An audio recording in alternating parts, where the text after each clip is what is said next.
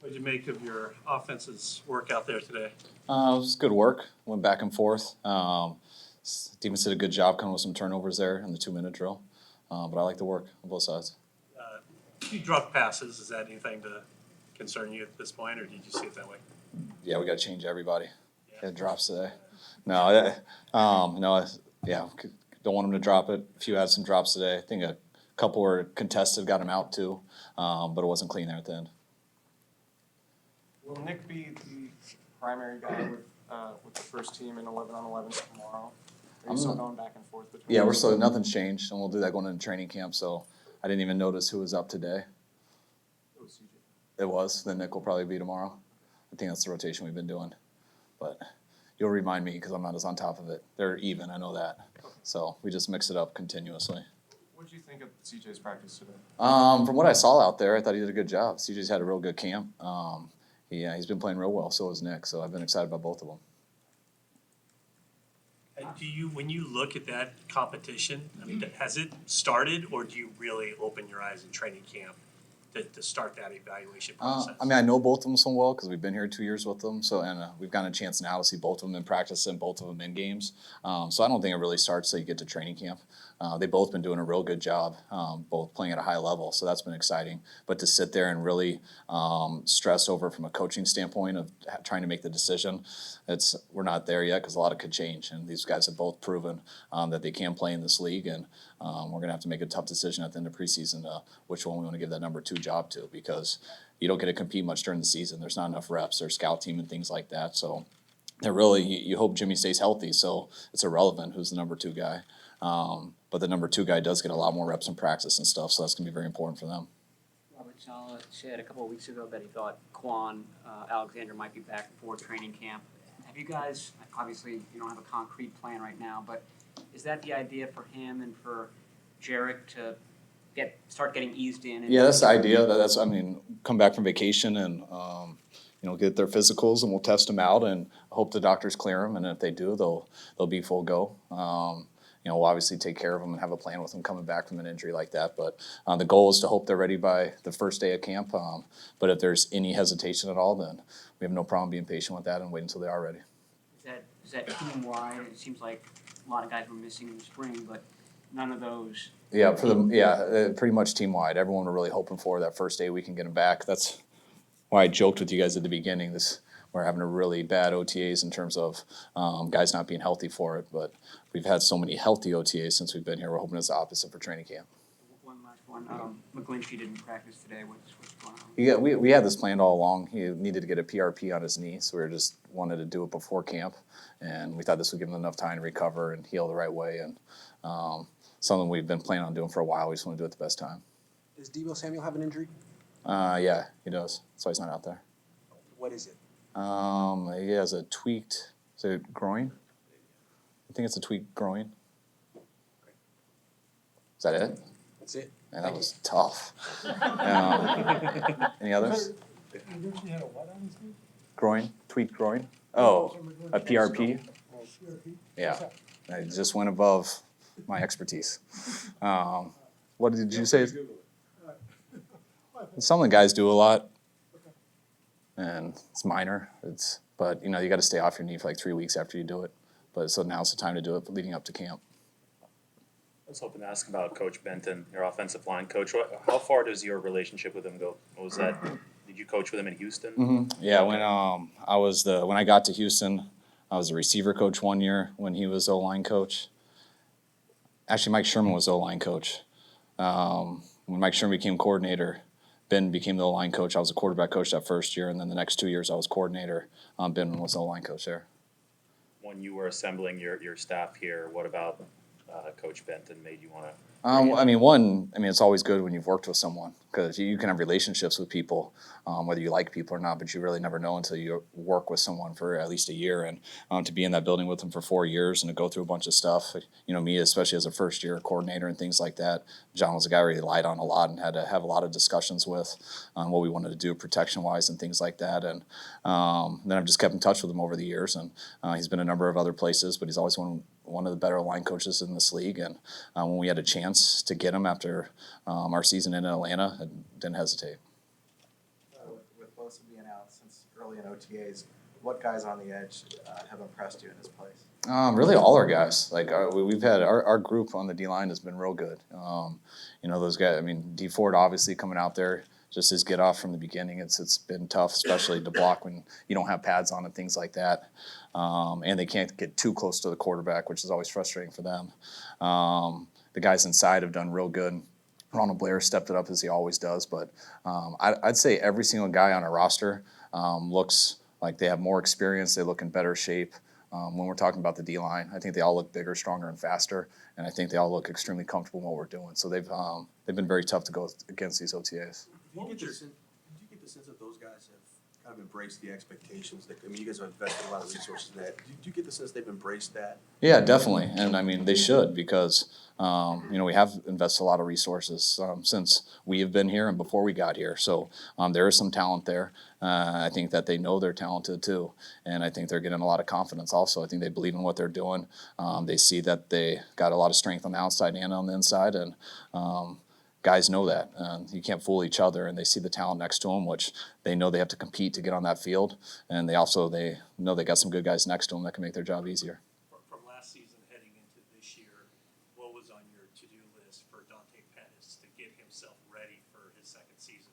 I was hoping going through it's sometimes, especially receivers, it takes a while. Going through that rookie year, just the difference in how to run routes and how to be on it every single play. The college game is a lot different. It's a lot more spread out. There's a lot more bubbles and things like that. The routes are a lot sloppier. There's not as much man-to-man and stuff. So it takes a while to get used to that. And Pettis went through a lot of ups and downs throughout the year, especially with the injuries he battled. And he finished very good. And I was just hoping that with the way he finished, he would learn and come back even hungrier and know that he had to do some other stuff differently. And for him to get away from us for a few months, I was always texting with him, telling him, and he always says the right things, but you never really know.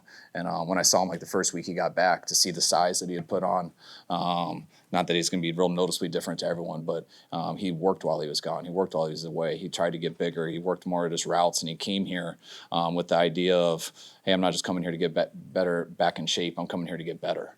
And so when he came back, he was in such good shape that since he's been here over these last 2 months, he's gotten better in every area.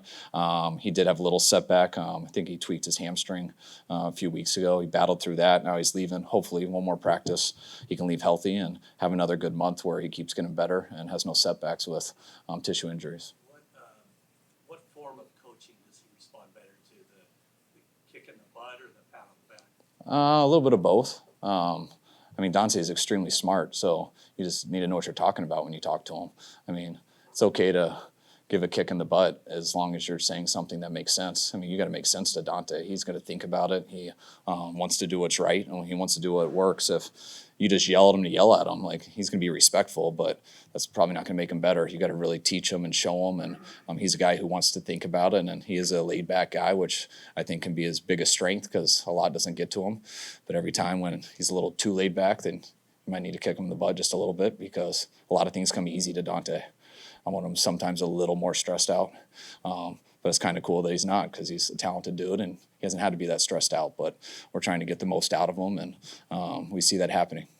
Kind of in that same grain, Trent Taylor obviously didn't meet his own expectations last year. He feels better, faster. It looks like that connection with Jimmy Garoppolo is kind of rekindled. Yeah, well, Trent, it was so hard for Trent last year just because he was battling the back thing all last offseason. So he missed a whole offseason of working out, which is a huge deal. It was the same thing that happened to Sherm last year.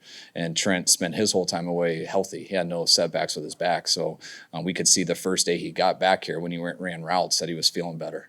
And each day he's been able to stack those days up of trying to get better, not just trying to get his back to feel better. And now Trent's right back to where we expect him to be after his rookie year. He had a good rookie year, but we expected him to come back better. We still thought he needed to improve in a number of ways after his rookie year. And when he came back, he just came back hurt. So that was tough, and he took a step back. We expect him to get back to his rookie year, and we expect him to be better. And he's on his way to doing that right now. You got Jimmy some reps behind an offensive line. There were no pass rushers there, obviously, but is that a significant landmark in his comeback and his workload this offseason? When did you decide to implement? That was just because we did 2 minute for the first time today, and he hasn't been cleared by the doctors to be out there with the defensive line rushing him. So that's why all he did was 7-on-7 for the 8 OTAs we had, which I think it was like 163 reps. So he got a lot of 7-on-7. Today we wanted to do 2-minute.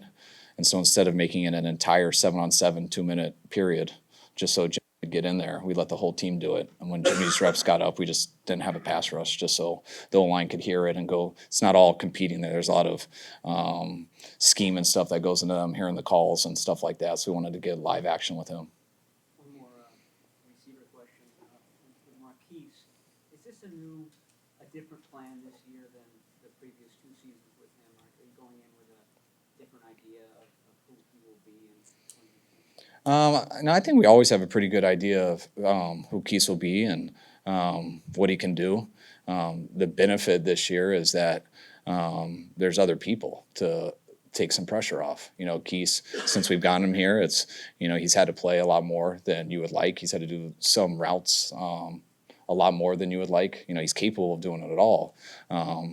But you like to put people on what they're best at and things like that. And we haven't had the necessary depth here and some players to take off that. And that's what we tried to do more this offseason. And so we tried to do last offseason. So we drafted a receiver 2 years in a row in the second round, and hoping that can take some of the pressure off of Keese. What have you seen from him? He had a nice day-to-day, it seemed like. Keese looks good all the time in the off season because he's healthy, he can run, and he is extremely hard to cover. And when Keese is like that, he plays at a very high level. And I think Keese has been in a good spot. He's been great here in his 3rd year, being around the guys, having a lot more youth in that room too. He's been great with the new coaches, and I think Keese and us, we're just hoping that we can keep this going and keep him healthy. And I think it'll be easier to do that with some of the other guys that we brought in. What's the plan with Jalen Hurd when you get him back healthy? There's been a lot of discussion about him having a bunch of different roles. Are you going to ease him into one thing in particular and then expand him from there? Or are you putting a lot on his plate? No, he's got to show that he can play one position first. He hasn't been out there, and he's got to make this team as a receiver first. So there's other guys he's got to beat out, and once he shows he can learn the offense and that he's better than other people at certain things, then you'll give him that. But just because someone's built that way doesn't mean that they get it. He's got to be better than people, and he's got a long way to go till he proves that. Is it going to be all 3 receiver spots, or is it going to be mostly F? It's all different because all 3 of those positions we can move anywhere we want. So, we'll probably play him at Z and F, but if we motion the tight end, then it looks like he's X, but he's still Z or F. So it's all the same. Couple more. Is Selleck still in the concussion protocol? He is, but he can't get tested to get out of it yet. He can't until we put pads on and stuff like that. Since he missed his last protocol test, you can't do it again until like a certain month period. And we can't do that till training camp. However, that's irrelevant right now because he had his back surgery and he's going to be out for some time with that. So we'll see how that goes. I don't know, but I'm more worried about him coming back from the back. That's going to be a little bit longer. How long is that recovery? I want to say like 2 months. 2 months from today, he'll be ready, possibly? I don't know. I'm guessing. It's a serious surgery dealing with the back. Some stuff that Trent went through last year and some stuff that Selleck went through before we got here. I think like 5 years ago he had a surgery like this on his back. I want to say then it was during the season. I think I was told 6 to 8 weeks, and he's having something similar right now. That was a random question. I apologize for that. But going back to your very first coaching job at UCLA, is there 1 or 2 things that you took from that experience that helped you get where you are now? I try to take everything from every experience. Back then I was right out of college, so everything I wanted to show, I would put cleats on and try to demonstrate it. You're still wanting to play. And it's neat because you're close to an age with all those guys, so you can relate with them a lot more. But you're learning so much more, so you can help bring stuff to the table to them that you don't always have that connection as you get a lot older. But I also didn't know as much then. I was a GA and was just getting into it. But I think you start to realize when you can help people and teach them stuff and you can answer questions that help people, it doesn't matter whether you're a GA, a head coach, a quality control, a coordinator, or whether you're talking to a walk-on or Maurice Jones-Drew or Mercedes Lewis. If you can say something that helps people and that makes sense to them, they will respect you and listen to you. And that's why I don't think appearance or age or whatever matters. It's if you know what you're talking about. That's why I don't think you have to be a guy who MFs people if you know what you're talking about. And I don't know, I feel like I've always taken that from a young age and tried to be consistent with that. Your update on Robbie Golden, if not, I think there was some talk, or speculation that he might walk in here, a couple days before the week one. If so, are you comfortable kind of with that plan? Yeah, definitely. I mean, obviously, I'd much rather Robbie be here and doing everything. We love having him around, and but I understand how he feels and what's going on, and if that's the way he would like to do it, no problem with that at all. We'd always rather it be perfect the way we want it, but if he doesn't want to show up till week one, it is what it is. I'll take a very good kicker at any time, whether it's week one or on third down, just one play before we're about to have to kick. So Robbie's a hell of a kicker, and nothing's really changed on that. I just really hope that he shows up by the time we play week one. He hasn't practiced in a while, but what have your impressions been of Nick Bosa, and just how is he absorbing what he can absorb at this point in the process? For not being out there very much, I've been very impressed. I mean, he's been one of the guys. He's not too loud, doesn't try to stand out, but also doesn't sit there and hide in the corner. He's one of the guys. I think he's fit in very well. I think he's very attentive in his meetings. I think he enjoys football. He's not a guy who's falling asleep in the meetings just because he can't practice that day. He enjoys watching it. He enjoys watching other people and learning from other people, and he's handled himself great so far. Just the nature of that position something where maybe it's easier for him to pick it up after not practicing, as opposed to something like receiver where so much is predicated on timing? Yeah, definitely. I mean, I think there's not as many variables that go into it, and you got to beat the guy in front of you. And if you don't know what you're doing, but you beat the guy in front of you every single time, you're going to be all right. Where there's more to that at another position. But, I mean, everybody wants to be out there and get reps. That's what you need to get better. But we'll get him healthy, and it'll make him hopefully better for him to get reps in training camp. Did Tyree Mayfield have an issue with you today? Did you get any word on him? Yeah, he did. Okay. Yeah. All right, thanks. All right, guys.